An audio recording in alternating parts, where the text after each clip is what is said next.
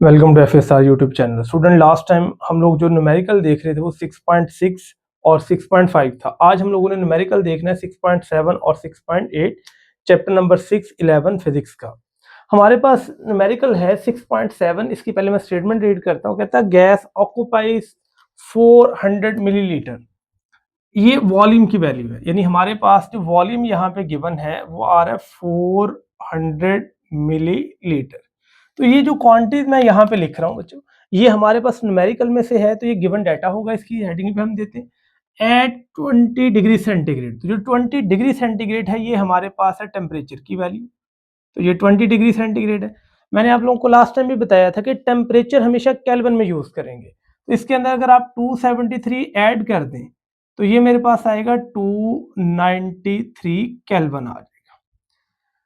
उसके बाद कह रहा है what volume will it occupy, कितना वॉल्यूम होगा। अब यहाँ पे दो तरह से वॉल्यूम गिवन है। एक पहले वॉल्यूम है, इसको हम नाम दे देंगे V1 का। अब जो दूसरा वॉल्यूम है ये V2 है, जो कि हम लोगों ने कैलकुलेट करना है एट 80 डिग्री सेंटीग्रेड। तो हमारे पास टेम्परेचर आएगा 80 डिग्री सेंटीग्रेड। तो ये हमारे पास T2 टेम्परेचर है, इसको हम नाम दे देंगे T1 का। तो ये आ रहा है 80 डिग्री सेंटीग्रेड। अब इसमें भी अगर आप 273 ऐड कर लें तो हमारे पास ये 273 ऐड करने से बन जाएगा 353 केल्विन। तो ये दो टेम्परेचर गिवन है, एक वॉल्यूम गिवन है, एक V2 निकालना है। कहते हैं इस पूरे प्रोसेस के दौरान जो प्रेशर है वो रिमेन कांस्टेंट है। ये लास्ट वाली इसने लाइन लिखी है एज्यूमिंग कांस्टेंट प्रेशर। अगर प्रेशर कांस्टेंट हो तो वॉल्यूम और टेम्परेचर का डायरेक्ट रिलेशन आता है। उस चीज को हम लोग नाम देते थे चार्ल्स लॉ का। तो ये मैं पहले हेडिंग दे रहा हूँ, ये गिवन डाटा मेरे पास, ये मैंने राइट डाउन कर लिया। अब हम इसका सोल्यूशन देखने जा रहे हैं। सोल्यूशन के अंदर मेरे पास आएगा Charles law, V directly proportional बच्चों T आता है, V वॉल्यूम है, T टेम्परेचर है। हम लोगों ने वैल्यूज पढ़ी हुई है V2 over V1 will be equal to T2 over T1। यानी अगर V1 है तो उसके सामने T1 आएगा, अगर V2 है तो उसके सामने T2 आएगा।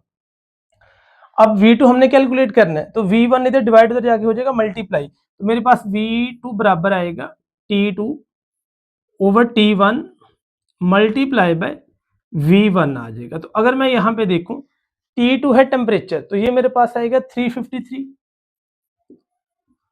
Multiply by volume V1। अगर वॉल्यूम V1 देखा जाए तो मेरे पास आएगा 400 मिलीलीटर डिवाइडेड बाय टेम्परेचर आएगा मेरे पास T1।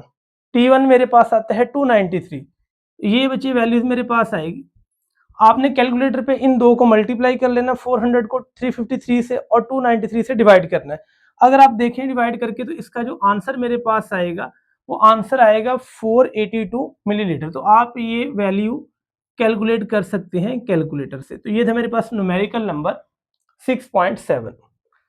अब लास्ट वाला न्यूमेरिकल है चैप्टर नंबर 11 फिजिक्स का, चैप्टर 6 का। ये आखिरी न्यूमेरिकल हम सॉल्व करने जा रहे हैं। कहता है gas has a pressure of 2 atm। तो हमारे पास एक गैस का प्रेशर गिवन है, ये 2 atm है। तो यहाँ पे सबसे पहले हम इसका गिवन डाटा नोट करते हैं बच्चे।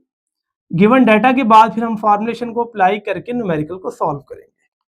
वो कह रहे हैं कि प्रेशर हमारे पास आ रहा है 2 atm atmospheric pressure at temperature है 300 केल्विन। तो यहाँ टेम्परेचर पहले ही केल्विन में गिवन है, तो इसको हम कन्वर्ट ही नहीं करेंगे बच्चों। ये 300 केल्विन टेम्परेचर आ गया।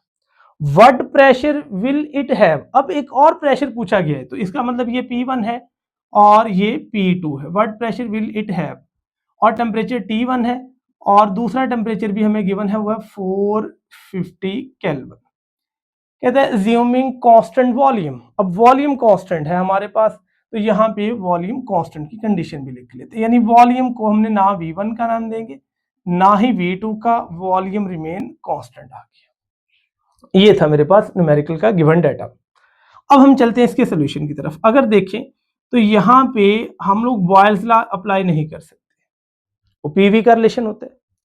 चार्ल्स लॉ अप्लाई नहीं कर सकते क्योंकि वो वीटी का रिलेशन है। तो यहाँ पे हम अप्लाई करते हैं general gas equation PV is equal to N R और T आएगा। तो ये पहली इक्वेशन मैंने लिख दी। P pressure, V volume, N मेरे पास number of mole, R general gas constant और T टेम्परेचर इन केल्विन है। तो यहाँ से P का फार्मूला निकलेगा N R T over V आ जाएगा। तो N मेरे पास number of mole, R general gas constant और V वॉल्यूम आएगा। N भी कांस्टेंट, R तो पहले ही कांस्टेंट, V वॉल्यूम भी कांस्टेंट। तो फिर P का और T का डायरेक्ट रिलेशन बनेगा। तो हम यहाँ पे लिख सकते हैं P is directly proportional to T।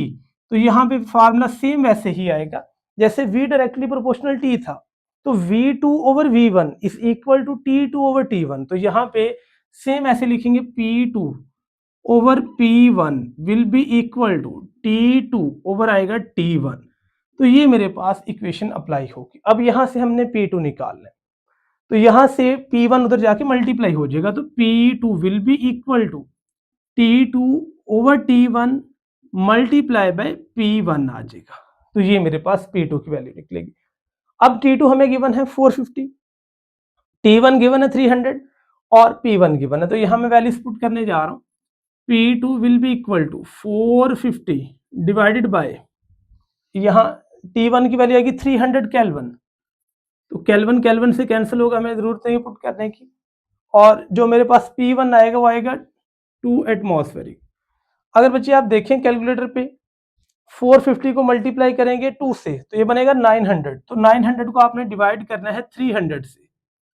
तो ये 300 से डिवाइड करें तो मेरे पास जो आंसर आएगा प्रेशर P2 आएगा 3 एटमॉस्फेरिक प्रेशर आ जाएगा। तो ये था मेरे पास प्रॉब्लम 6.8। ये आज हमारे पास इस लेक्चर के अंदर चैप्टर नंबर 6 के न्यूमेरिकल कंप्लीट हो गए। इससे पहले लेक्चर्स के अंदर हमने दो न्यूमेरिकल सॉल्व किए थे और उससे पहले हम लोगों ने एग्जाम्पल सॉल्व की। तो हमारे पास चैप्टर नंबर 6 की एग्जाम्पल और न्यूमेरिकल कंप्लीट हो चुके हैं। उम्मीद है कि लेक्चर आपने अच्छे से राइट डाउन कर लिए होंगे, इनको वॉच किया होगा, जहाँ जहाँ कन्फ्यूजन होगी वो लाजमी आपने दूर की होगी। और इन लेक्चर को मैंने बड़े आसान तरीके से न्यूमेरिकल को सॉल्व करवाया ताकि आपको ये चीज़ें क्लियर हो जाए। इसमें से फिर भी कोई कन्फ्यूजन है तो आप कमेंट कर सकते हैं, आपकी कन्फ्यूजन दूर कर दी जाएगी। Thank you so much for watching my YouTube channel.